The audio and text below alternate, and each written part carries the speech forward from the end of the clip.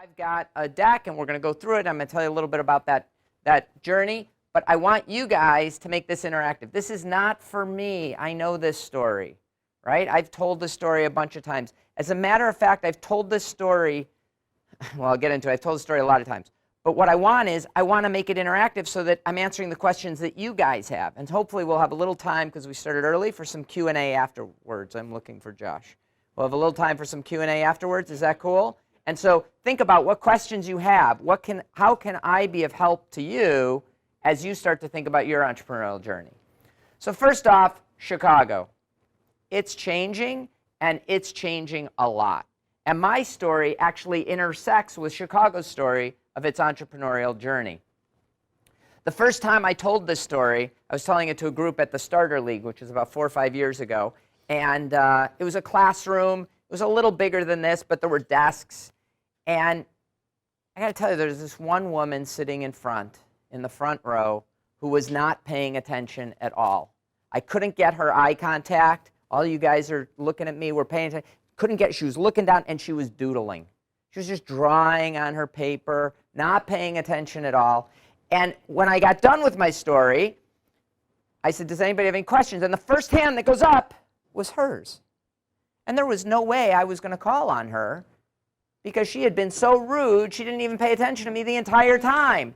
And so I called on every single other person in the room. And sure enough, after I was done calling on everybody else in the room, her hand was up, and I had no choice but to call on her. And when I did, she took her notebook, and she turned it up, and she said, Troy, this is your story. And what she had done, she does this professionally, was she had gone through and literally mapped out my entire story. And so now, if you guys just study this, I don't have to give the rest of my talk, okay? Is that cool? But maybe you'll see some of this later on. So anyway, in hindsight, I was always an entrepreneur.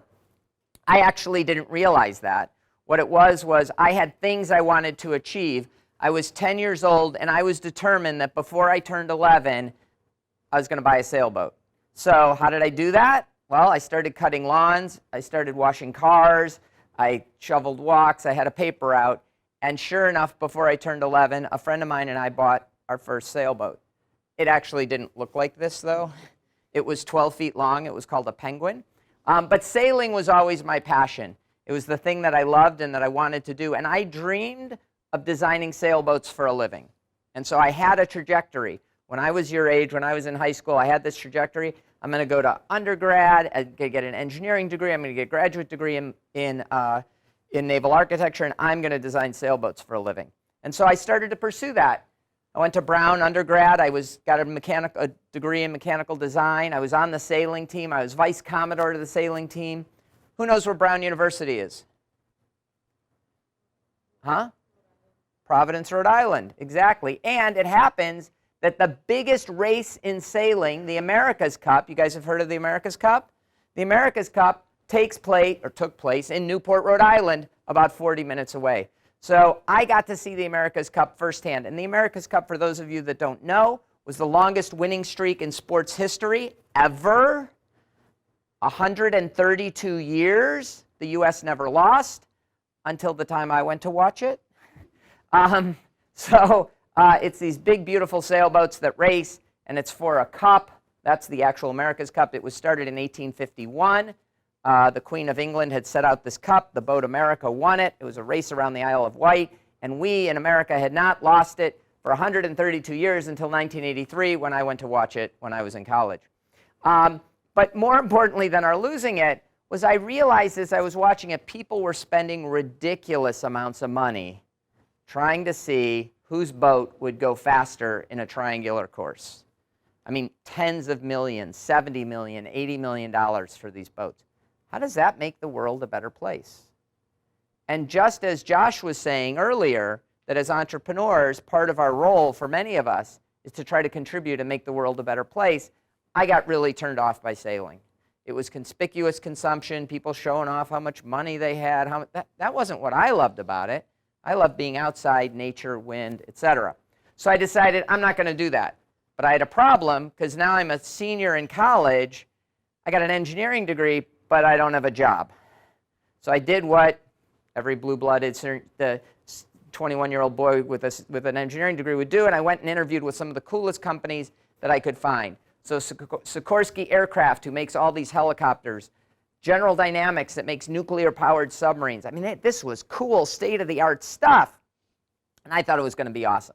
So the job application process you guys haven't been through yet, but you fill out forms, you go, you have interviews on campus, they like you, they bring you to their location. I did interviews. So General Dynamics, the submarine maker, is in Groton, Connecticut. It's only about an hour and a half from Providence. So drove down there for my interviews, and they were going to make me a job offer. And I was so excited. So they brought me down the day before, fancy dinner. They put me up in a hotel. You never get to stay in a hotel as a college student.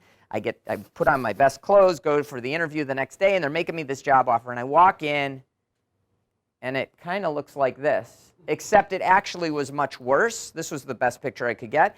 It actually was a football field filled with cubes. It was that big, and it wasn't just one football field. It was a 5-story building, and every floor looked like this. And then the person who was making me the job offer, who was the manager, he sat in one of these cubes in front that was a little bit bigger because he had higher status. And he was proud of it, like it mattered to me. But anyway, he was so excited. He told me about how he had just finished this project he had spent the last 18 months on, and it was awesome. It was amazing. He had designed a hinge for a submarine door. He really spent 18 months of his life designing a hinge for a submarine door? That's crazy. I wanted no part of that. They did make me the job offer, and I could not run away fast enough. I said no before I left, not knowing what my other job was. But I knew that I needed another option. There's this great saying that the difference between fact and fiction is that fiction has to be believable. But facts always aren't. So literally, I kid you not, I was going through, so this was before the internet. Sorry, guys, there was a time before the internet. And so instead of looking online, we were looking at paper books of companies that were coming to interview on campus. And I said, God, I really need another option. What am I going to do with the design degree? And there was a company called Design Options that was interviewing on campus. I didn't know what they did, but I needed to interview with them because it matched so well. And so I did. Turns out they were a consulting firm in Boston. Work hard, play hard, smart. About 60 people. Seemed awesome. I was about ready to accept that job. They made me an offer. And then I realized I really wanted to be in Chicago. I had spent the previous 2 summers doing software development in Chicago, custom work, database applications. And so I did the only thing I knew to do, which was I picked up the phone. That's not really me, but phones had cords back then. So it was hard to find a picture of a phone with a cord that's attached to the wall. That's how they used to be. And I called a friend of mine, Michael. And I said, hey, Michael, the last 2 summers I bought computers from you. He was a computer distributor for the 2 gigs that I did. One was on the south side, one was on the west side. And I got this job at Design Options, but I want to be in Chicago. That's where my family is. I'm passionate about Chicago. Is there a Design Options in Chicago? And he said, you know, there isn't. You should start one. And I laughed out loud on the phone. And he said, no, I'm serious. You should start one. I've seen your track record. I've seen what you've built the last 2 summers. I thought I was going to get a gig cleaning up after this dumb college kid, but you did a great job. You have 2 referenceable clients. My company is growing. I have 4 employees now. I need a new accounting system. I'll be your first customer. Thought about it. What do I have to lose? There's something that at Techstars we call the power of 0, and that is that when you are at 0, when you're down on the floor, there is nowhere lower you can go. The worst thing that could have happened to me at that point is I could have tried this, hated it, been 22 years old looking for a job, right? So I called home, said, Mom, would it be okay if I lived at home for a little while? Because I'm going to try this thing, and I don't have any income. She was ecstatic, by the way, believe it or not. She's like, oh, you'll come home. You can live in your room. I'll make you dinner. I'll do your laundry. She was so excited to have me back. And anyway, so I did, and I set up shop in the basement of my parents' house initially because I had no income. I had no revenue. And just to give you perspective, this is what state-of-the-art looked like back then. This is an original IBM PC. I bought one of those and started working. To give you an idea, so the world was very different back then. And this is a true story. I was probably 6-8 months into it, and I was at a party some evening, and there were a bunch of people, and there was this woman, and I was talking to her, and she said to me, she said, what do you do? And I said, well, I've got this company, and we write software, and we database applications. She said, oh, you're an entrepreneur. I said, well, yeah. I didn't want to look stupid because I didn't know what the word meant. I had to go home that night and look it up in the dictionary. And it isn't easy if you don't know how to spell it. I had to look it up in the dictionary to find out what it meant. It wasn't part of what we talked about. There was no Shark Tank on TV back in the 80s, right? But I started doing this. And so wrote some software for that guy, Michael, wrote some software for a bunch of other companies, had more work than I knew what to do with. A buddy of mine who I'd gone to high school and college with came and joined me as a partner within 9 months. We had more work than we knew what to do with. We hired 2 more people.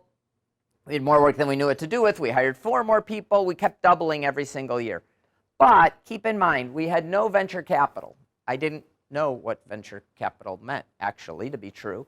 We doubled every year. We made a ton of mistakes, but we grew based on our revenue. At the end of the day, the thing we knew was that we found people who had a business problem that could be solved with technology, and we could solve it better than anybody else because we could write custom software for them when nobody else was doing that. So by 1992, 6 years into it, we had done work for some companies you may know, ASAP Software, CDW. Oh, CDW, who knows who CDW? You guys know CDW, Computer Discount Warehouse? So that guy Michael, who I called, who had 4 employees, that was the founder of CDW. At the time, it was called MPK Computing. He changed the name to CDW, and then they went public in 1991, 92. Today, they sell over $10 billion worth of computers to consumers and businesses every year. And we got to watch that company grow, and we wrote a lot of software to help that company grow. We did work for Abbott Labs and McDonald's. Anybody ever heard of that one? Some of you guys are asleep. But McDonald's, Medline Industries, Hyatt Hotels. We had software in every Hyatt hotel in the world. We wrote their purchasing system. We beat out big fancy consulting firms. It was just 12 of us in a little loft building in Lincoln Park, but we beat them up. The oldest person in our company was 27 years old, but we beat out Anderson Consulting and Deloitte, some big companies for that gig. It was awesome. So Medline Industries, I mentioned. Does anybody know Medline? Couple? So they're not too far from here now. They're over on Willow Road. They moved to the old Kraft location. Before that, they're up in Mundelein. But anyway, Medline was a client of ours. They ended up buying our company because they wanted us to write software for hospitals and nursing homes to leverage their position there. We can talk more about that later. I made a lot of mistakes there. But it was great, and I spent 5 years running Medline's software division. At the end of the 5 years, we had software in over 10% of the hospitals around the US. Anybody played You Don't Know Jack? Do you have any Jack fans? Couple back there? You Don't Know Jack was awesome back in the day. I think you can still play it on iOS. But so I joined Jellyvision, built the technology for You Don't Know Jack, irreverent trivia quiz show game. We sold over 5 million copies. And then when Who Wants to Be a Millionaire first came on TV, they wanted a CD-ROM that matched it. Disney Interactive could not produce it, so they came to us, Jellyvision. We produced the first 2 versions of that.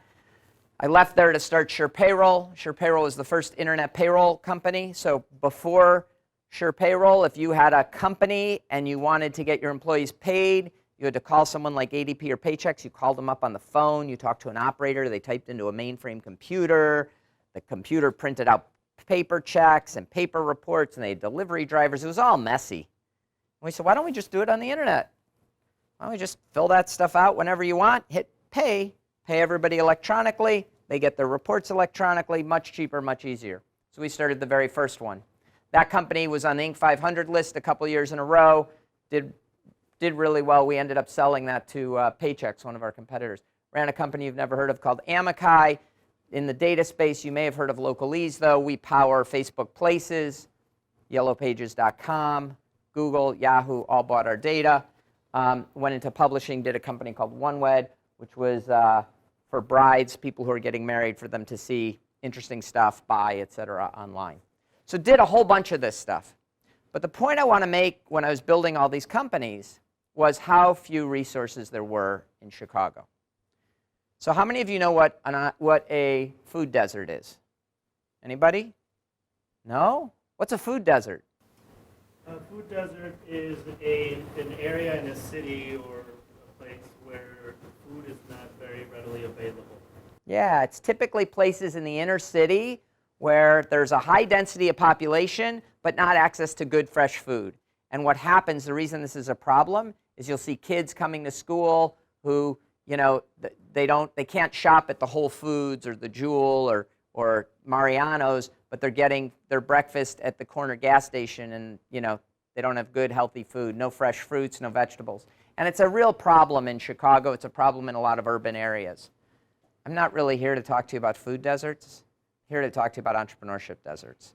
Chicago was an entrepreneurship desert. We had lots of density of entrepreneurs who were trying to do stuff like I was doing, but there weren't the resources to do it.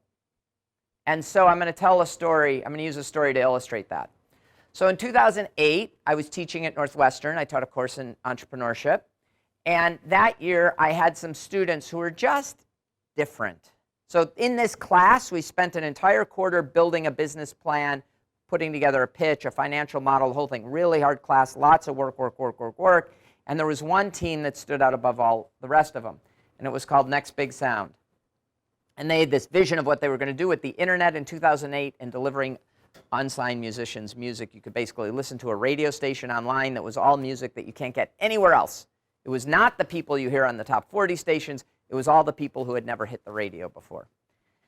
They were awesome. They worked really hard. And at the end of the class, when they presented to a panel of venture capitalists, basically each of the VCs, there were 4 of them, came to me and said some version of, are those guys doing that for real or just for class? Because if they're doing it for real, I want to talk to them.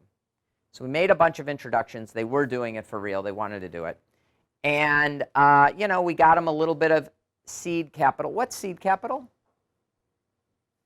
Any ideas? Seed capital? What does that sound like? Huh? Yeah, why do I call it seed capital?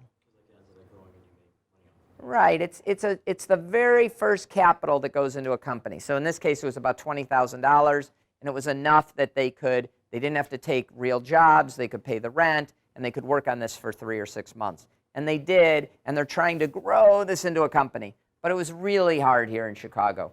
2 of them had to go back to school in the fall. They did. The third guy actually was doing a bunch of couch surfing, eating peanut butter and jelly, ramen noodles, whatever he could scrap up, sleeping on people's couches. And they were working on it, and they were about to give up in April of 2009 when Alex White called me. And Alex said, hey, Troy, we got into this thing called Techstars in Boulder, Colorado. Do you think we should do it? And I said, I don't know. What is it? Tell me about it. And he proceeded to tell me how Techstars was going to give them $18,000, a place to work, and a lot of mentorship. And I said, that sounded awesome. Where is it? He said, Boulder, Colorado. And I said, go. Any of you ever been to Boulder, Colorado? It is an awesome place. You should go to Boulder, Colorado. Anyway, it's in the mountains. It's beautiful. So they went through Techstars. And I got to know Techstars because of it. So I went down there. I was a mentor. I saw them on demo day. They rented out the entire Boulder theater. And each of the 10 companies that was in Techstars, that cohort, got on stage and pitched their business. And by the way, a little side note, you guys probably don't know this, but one of the companies that pitched, there was a guy named Isaac who got up and pitched an idea around email and transactional email. It was a good idea, but Isaac wasn't that strong of a leader, and I wasn't that enthralled, and I didn't feel like I could invest in him.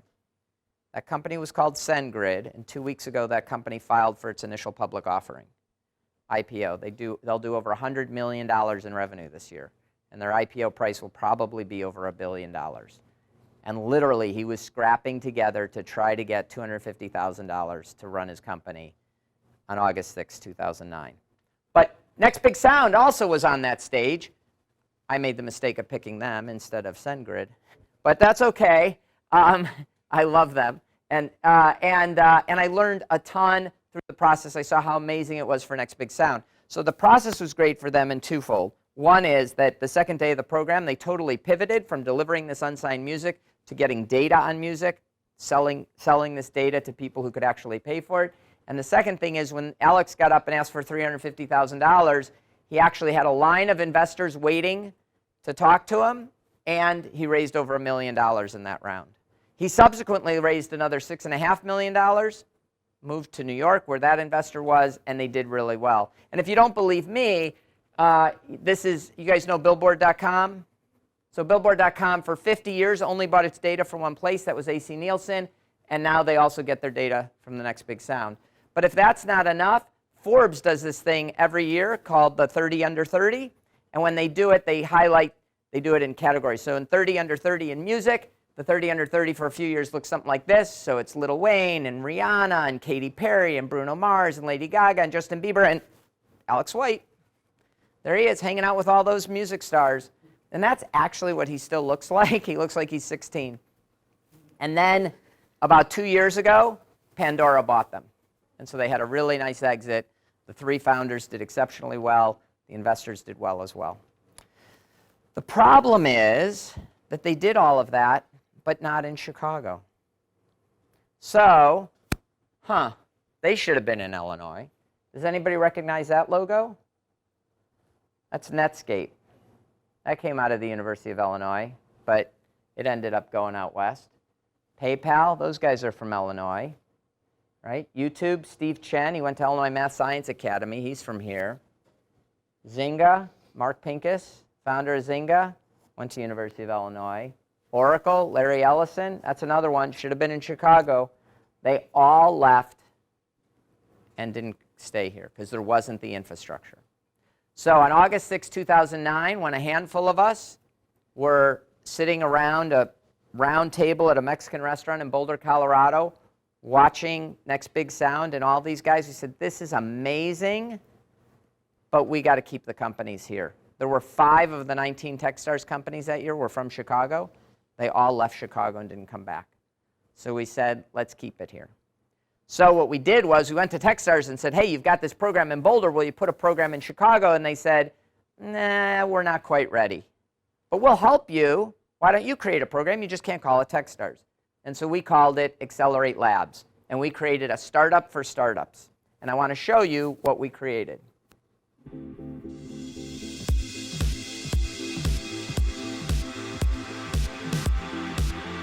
We're betting on the entrepreneurs, but they have to have a business idea that's good enough.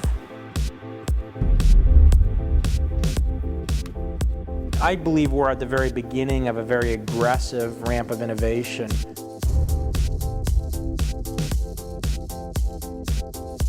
It's the quality of the entrepreneur, someone who's bright, who's dynamic, who will be flexible enough to be able to pivot and make those tough decisions. Those are the people we want to bet on. And we didn't really know what the experience was going to be like, but we thought, no matter what, at the end of this, people are going to know who we were, and they didn't before that. So we thought, okay, we'll get something out of this. And it was beyond our imagination how wonderful it was. I'm Sam Yegan, co-founder of Accelerate. I have been the co-founder and CEO of SparkNotes, eDonkey, and OkCupid. At Accelerate, we connect mentors, people who have been around the block once, twice, 3, 10 times, and take their knowledge and their brains and make that available to the entrepreneurs doing this for the first time. It would have taken me literally 2 to 3 years to set the meetings with the kind of mentors we had that I was able to get in a period of weeks in Accelerate. Every successful entrepreneur loves to go back to their roots and work at the very inception of a business. And what better way to do it than as a mentor to other first-time entrepreneurs or entrepreneurs at the very beginning of their arc. And that, more than anything, is one thing I got from Accelerate. Engagement and relationships with people who were really interested in seeing us succeed. Accelerate really gave us exposure to awesome investors, great mentors in the Chicago community, and then companies that wanted to try us out and give us a lot of feedback. We've had as mentors the founders of Groupon, Grubhub, OpenTable, OkCupid, CDW, Priceline, Sittercity. The list goes on and on. It's an amazing group of people.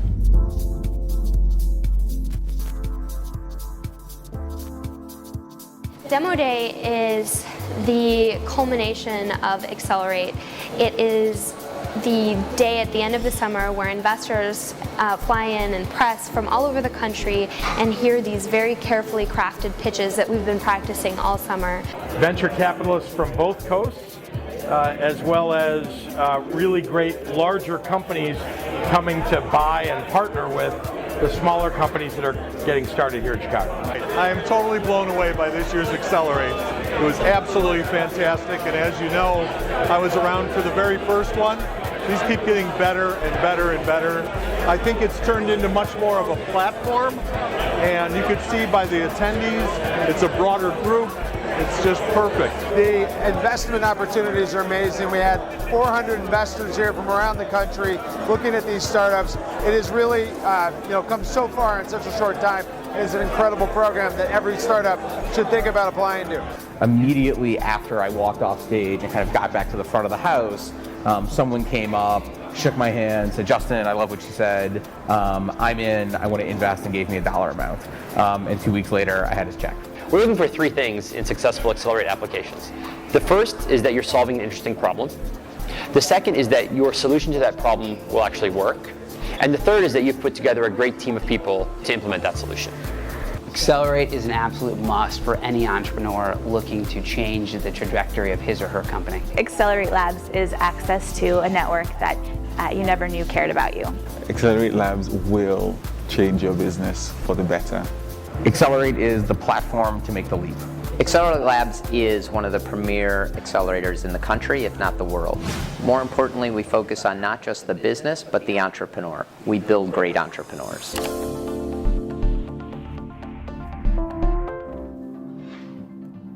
So that's what we built. And when I say we, I mean the royal we. So this is a copy of our mentor board from one year. We had 145 mentors who did 740 one-on-one meetings with our 10 companies in the first 30 days alone. So this is not something that one person builds. This is something that a whole community builds. Did you guys recognize anybody in that video? Yeah, who'd you see? Huh? And how do you know Howard? Yep. And he wasn't back then, but he is now. Did you recognize anybody else? Anybody else you recognized? Or positions you recognized? Names you recognized? Huh? J.B. Pritzker, right? He's running for governor now. How about anybody else? Any of you ever use SparkNotes? Did you see Sam Yagan? He's the founder of SparkNotes. He founded that when he was an undergrad at Harvard. He also, you guys are probably a little young for OkCupid, I'm not sure, but he also was the founder of OkCupid, which is one of the most popular dating sites, and he then became the CEO of Match.com when Match bought them. He was my partner in starting Accelerate Labs. He's a great guy. But so it really is a community. So let me give you some perspective. So we started Accelerate Labs in 2010, and by 2012, when that video was done, we were 3 years into it. We had put 30 companies through. They'd raised about $35 million in capital. And so if I told you I have a company that's 3 years old, I've raised $35 million, I have 170 employees, that's a hell of a trajectory, right? And what happened was, shortly after that video was made, right as it came out, that guy with the long hair, Brad Feld, so he's an amazing venture capitalist, an investor, but he's part of Techstars as well. He came and he said, "Hey, I'm going to be in Chicago. Will you have lunch with me?" "Of course I'll have lunch with you, Brad. I love having lunch with Brad. I learn something every time I do." And he said, "You know, we really love what you built in Chicago. Techstars wants to have a presence in Chicago. We've seen 1871 and all this stuff, but we don't really want to compete with you. Will you partner with us?" And so we became Techstars Chicago. We changed the label on the door. It was great. All of a sudden, stuff is happening. It's not just Accelerate Labs, right? So 1871 opened in 2012. How many of you have been to 1871? I see a small group of hands. How many know what 1871 is? Today, it is the world's largest co-working space. It's 150,000 square feet, and 2,000 entrepreneurs a day work out of there. That's Howard Tolman. That's our previous governor. This is inside 1871. There are events almost every single day. It's amazing energy. It's an awesome place. It's downtown in the Merchandise Mart. Covers 2 floors. It's huge. Then Built in Chicago popped up. Built in Chicago is the online town hall. It's kind of where all the tech community goes, and they post blogs, and there's information and events that are going on, and job postings. And then HealthBox, which was an accelerator but for healthcare companies. Starter League, which was actually founded by an ex-student of mine, Neil Sales Griffin, around teaching people to code. Impact Engine, which is for impact companies, so people that were doing environmental and social good. Firestarter Fund, where a bunch of CEOs of successful Chicago companies were funding new companies. TechNexus was another incubator space. Startup Institute is for people who want to work at startups. The grind, it just kept going and going and going and going. And this is what I like to say. It went from an entrepreneurship desert to an entrepreneurship oasis. These guys are creating real economic value. So Braintree was a Chicago company started here by a guy named Brian Johnson. You may know it more as Venmo. Do you guys use Venmo? No? That's a college student thing. All right, the college students, when you go to college, you'll all use Venmo. It's a way of sending money back and forth. But it was acquired by eBay for $800 million. Textura did an IPO for $700 million. This is just in the last couple of years. Paylocity, $1 billion. Apartments.com, $600. I don't even have Cars.com on here, which was another $600 million. Grubhub, the founders of Grubhub, Matt Maloney and Mike Evans. Mike is a very close friend. So IPO'd, so $3 billion market cap. I think today they're closer to 5. Their stock price has gone up a lot. Trunk Club, 350. Nordstrom's, CleverSafe, $1.2 billion.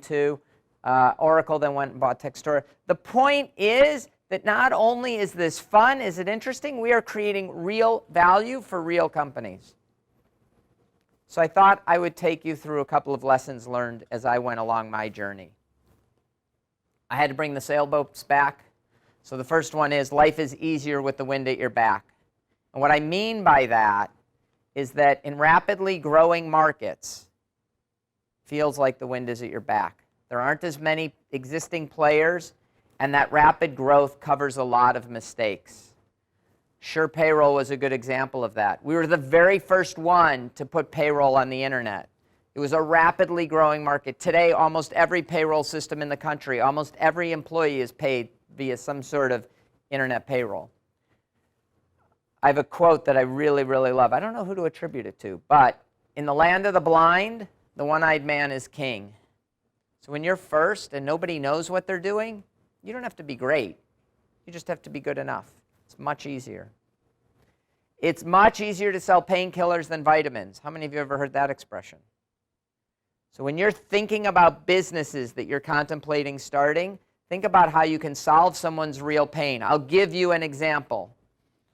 I have a bad back. I used to run marathons, and as a result, I have a herniated disc in my back, so every once in a while it pinches the nerve and tingling down my leg. It's horrible. But I'm fine today. So once every 3 or 4 years, it'll act up, and I literally won't be able to get out of bed. I'll wake up in the morning and be like, oh, I can't. It's so painful, I can't get out of bed. At that moment, I would pay almost any amount of money to have it fixed. To have a magic pill that would fix my back, I would pay a ridiculous amount of money. Inevitably, it goes away. I go to the doctor. It goes away in a few days. And the doctor says, do your exercises. Do your core exercise. I want you doing 50 sit-ups and 50 of these and 50 of these every morning. You'll be stronger. Do you think I did those this morning? Because it's not hurting me right now. I know I'd be better if I did them, but it's not hurting me right now. I don't do them. When you have an acute pain, you'll do anything to get rid of that pain.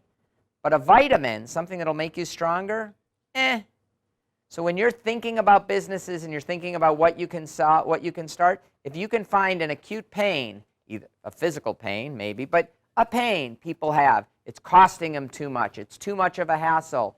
In a business, if it's B2B, a business where there's a process where someone's job is at risk, right? That is much easier to sell than to sell someone something that will make them stronger or better. There's nothing more important than customers. I can't emphasize this enough. I get so many entrepreneurs who come and see me, and they're really smart, and they know their market, and inevitably they have some cool app that they've built, and they've said, look at my app, I got a business. And I say, no, you don't. You have a product. You have an app. Until you have customers, you don't have a business. I have a VC fund, Math Venture Partners. We focus on backing companies that have an unfair advantage in customer acquisition. We only invest in companies that understand who their customer is and has a way to acquire them. Because we know that if you can acquire and retain customers, I haven't fixed anything else in your business. Fixing technology, fixing customer, that's easy compared to getting customers. Customers are really hard. Have any of you read the book, The Lean Startup? Couple? If you're going to go into this world, if you're going to go into entrepreneurship, if you're going to, particularly tech entrepreneurship, you need to. This sort of comes from them. Opinions don't matter unless they come from the market. I had somebody today who came into my open office hours and said, what do you think about my, and it was literally a chocolate bar, an energy bar disguised as a chocolate bar, whatever. This is not my market at all. But I gave her a bunch of opinions. And then I said, but wait, You have to realize my opinion doesn't matter any more than any other consumer out there. I may be the only person in the world who likes this chocolate bar. That doesn't mean you should make it. I may be the only one in the world who hates it. That doesn't mean it's a bad idea. You have to go to the market. You had n equals 1 sample size. Anybody who took statistics yet? You need n equals 100, n equals 1,000. You need to go to the market and see what the market thinks about your product. That's where the real answer is. So I teach a class at Northwestern at the Kellogg School. And what we do, I have a bunch of students who are all building new businesses. And we're trying to get live market data like this. And so we'll put up a dummy web page. We'll go buy some AdWords or Facebook ads, drive people to that page, get them to click on a buy now kind of button, test different prices, test different value propositions, and learn from the market how they behave. And for those of you who watched the social media that was so well done, solve a real problem with a great product and you will win. But know that both of those things are really, really difficult. A real problem with a great product and you'll win. So you guys are lucky because when I was your age, when I was in high school, A, I didn't even know what entrepreneurship was, as I told you. But B, once I did decide I knew what it was and I wanted to do it, I didn't have any support. You have so many places here in Chicago where the world is changing for support to help you go out and create these things.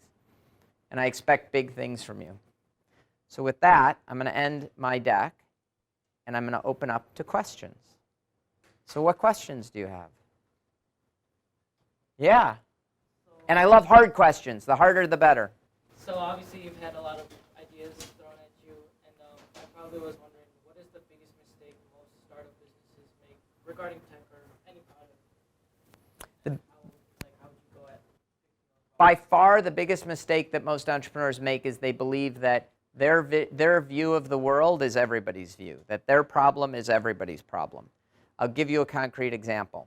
So when I taught the undergrads at Northwestern, every year I had 4 or 5 people who wanted to create an app for splitting the bill at a restaurant because they thought that was their biggest problem in the world. And while it is an annoyance every once in a while, it's just not that big of a problem. It might be when you're 22 years old and you only have $8 in your pocket, and right? But in the scope of things, it's not. And so one of the things that, and this goes back to the market stuff, the other one that's really popular in college is how do I cut the line when I'm waiting to get into a bar? Because there's a long line for the popular bars, and this is what they think is their biggest problem. And they have a lot of time to think about it while they're standing in line waiting to get in. And they come up with I've had one called line jump, one called skip the line, and they all, 0 of them have ever worked, right? So you have to understand who your target market is, do research. We call it customer discovery. There's a lot of talk about that in the book, The Lean Startup by Eric Ries. I'll plug it again, The Lean Startup by Eric Ries, great book, because the answer is there. The answer isn't how you feel. You could be the only person in the world who has that problem. It's a great question.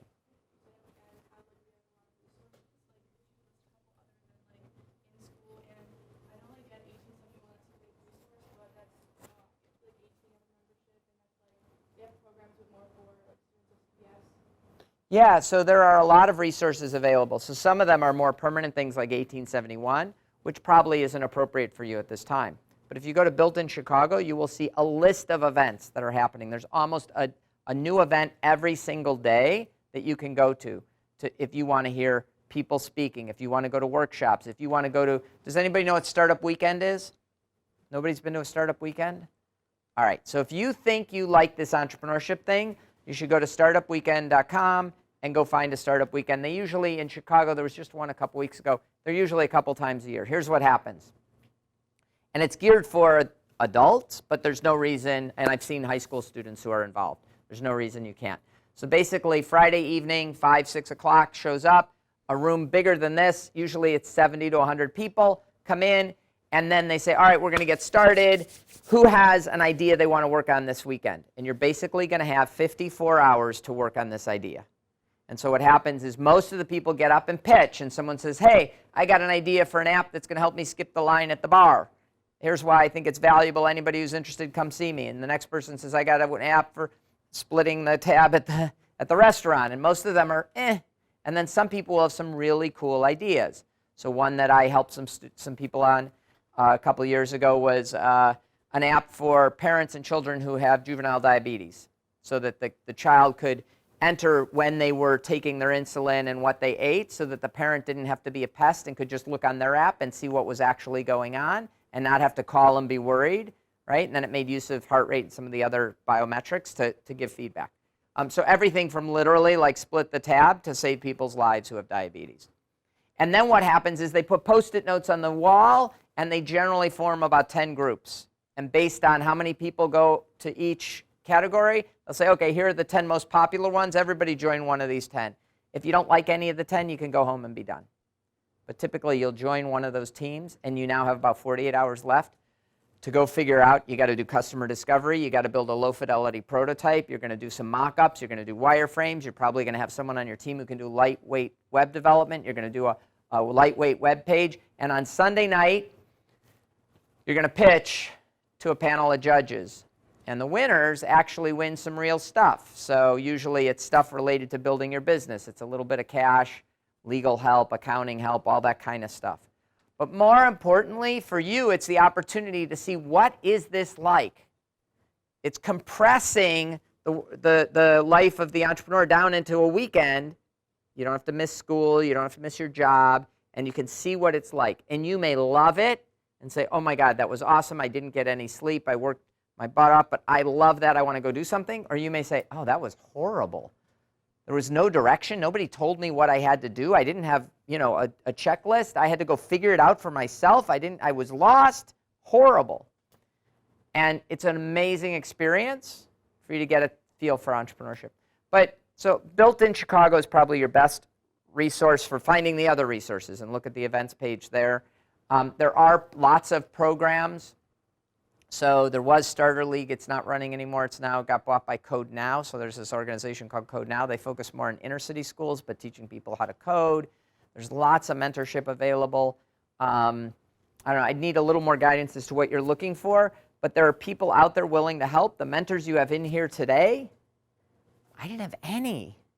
Like, there weren't things like this. The fact that you're in a classroom talking about, or in a program like this talking about entrepreneurship and have mentors here to help you, like, you're already 10 times further along than where I was.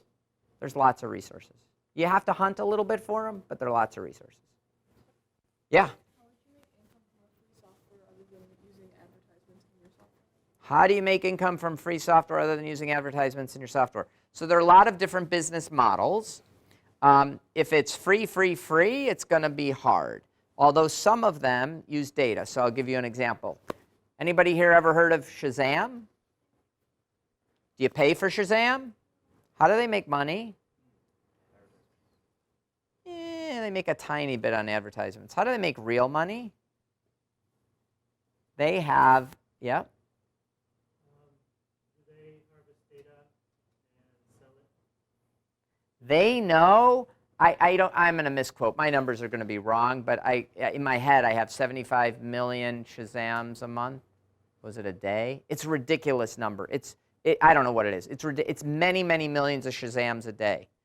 They know more accurately than anybody else what songs are popular, where they're trending, not just in time, but in location, because they have the location where you were when you hit that Shazam, right? They know so much about the music industry that they then package that data up and sell it to people like Sony and United Artists and all the big record companies, the record labels, who will pay a lot of money to know if their song is trending. Wait a minute, let's go spend some money on promotions of this artist. We'll have a concert series, and then does our song, do we see the results of that in Shazam? Does that validate that the spending was, or do we see the results of that in higher, when we see more Shazam, do we see more sales of it on iTunes? Do we get more plays on Pandora, that sort of thing? So there's an example of an app that's basically free but has found another way of monetizing. And when you say free, remember, it might be free to you. So you guys are on Instagram or Facebook or Twitter. They're all free. Nobody pays to be on those things, right? But you're paying. How are you paying? Well, you're paying with your attention, right? And so it's not just, I put those in a little different category because it's not just that they're putting an ad in front of you, but they know so much about you, about your preferences, about your friends, about what you're looking at, that they can deliver very relevant advertising. And it's not just an ad, sometimes it's an app download that can be very lucrative when you get that huge. They can't do it when they're tiny, but they can do it when they're huge. So there are a bunch of different models of ways people are making money, but you're paying with your attention. All right, so I know you mentioned that Chicago's constantly changing, and you mentioned that like you made a payroll that's online formatted, and that kind of like killed off all the people who like use the phone for payroll information. I wish it killed them all off. That's an exaggeration, but yes. So what are some industries currently that are, you would say, on the rise and are dying out? Well, so I would think about it differently. There's some things that are being disrupted. So 20 years ago, if you wanted to go on a trip, you basically had to pick up a telephone and call a travel agent. And that was a person who had computer access to flights and times and hotels and all that stuff because it wasn't on the internet. Today, you go to Expedia, Orbitz. There still are a couple of travel agents who do high-end specialty stuff, but it's really going away. We're starting to see other things like that get disintermediated, where the flow of information can make things transparent so you don't need a human in the middle to help you solve the problem. So an example I've seen a lot of is there's a lot around homes and real estate. So I've seen a bunch around, and I know you guys don't relate to this because you're probably not paying your mortgage at home, and you're probably not paying your home insurance, and you're probably not dealing with real estate agents. But all of those are very antiquated, old world businesses that haven't changed. So typically, if your parents want to buy insurance for your house to make sure that if the house burns down, that they have coverage and all that stuff, liability, they're talking on the phone to an insurance agent who's a broker, a middleman, to then find the right insurance company to sell you the insurance. They get a commission, and it's done the same way it's been done for 100 years. All of a sudden, some of the rules, the laws are changing, and websites are popping up. There's one here in Chicago called Kin that is selling homeowners insurance directly. They're only in, I think, Florida and Texas initially, but where you're able to get a quote, you're able to buy your insurance, do it all online, and you do it cheaper because you don't have to pay the middleman. Just like you've seen ads for Geico. Geico is save 15% in 5 minutes or whatever their tagline is. The reason you save 15% on Geico auto insurance is because you don't have to pay the 15% to the insurance broker who used to do it. I'm seeing a lot of stuff around the home.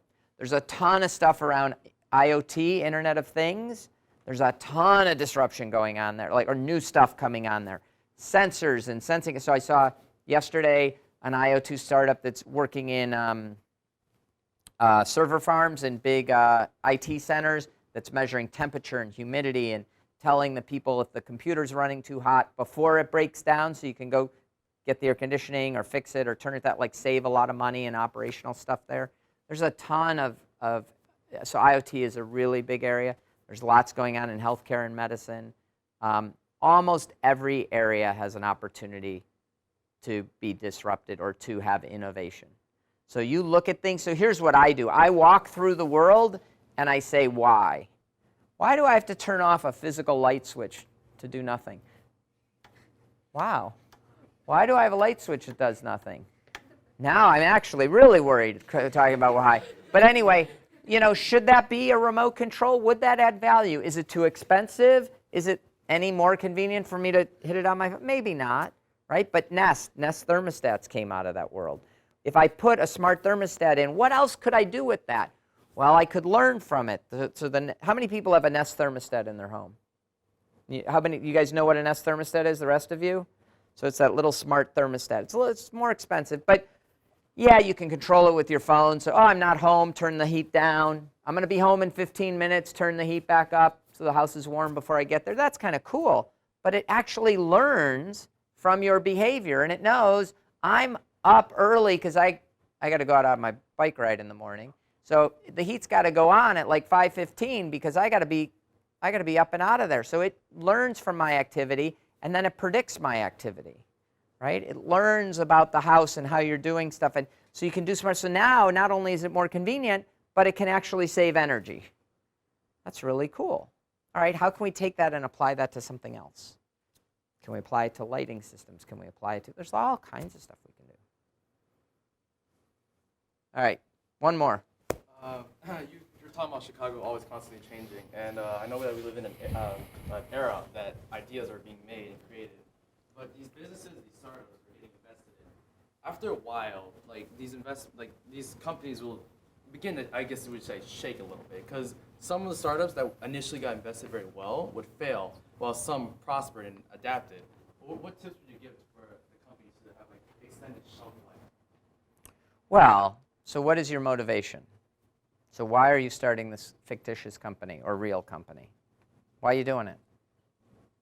To make money, to make a living. So I would say if you're doing this because you think you're going to make a lot of money, you should stop right now.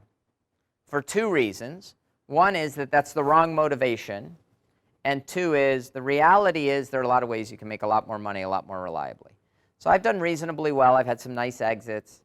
I actually believe I would have more money in my bank account now if when I graduated from college I went to work for a consulting firm like McKinsey or something like that, became a partner. It's very reliable. There are a lot. If that was my goal, I could make more money more reliably that way. Certainly, for sure. However, if your goal is to change the world, you have something you are passionate about and you want to change, you think you can do things better, then there's nothing more rewarding than being an entrepreneur. So I have, I'll give you some examples of companies that are like that. So we had a company in Techstars last year that's called Wise Apple.